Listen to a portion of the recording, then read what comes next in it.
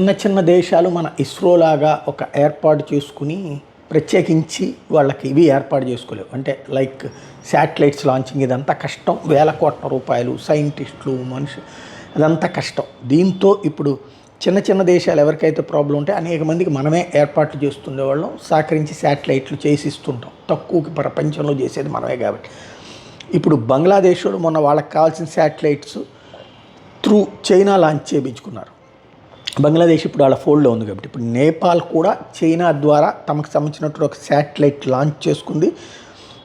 తాజాగా చైనాకి సంబంధించినటువంటి కినెటికా 1 దగ్గర నుంచి మొన్న 10వ తారీఖున లాంచ్ అయింది అన్నటువంటి విషయాన్ని అధికారికంగా ప్రకటించింది. తద్వారా చిన్న దేశాలు ఇప్పుడు చైనా గ్రిప్లో పెట్టుకుంటోంది.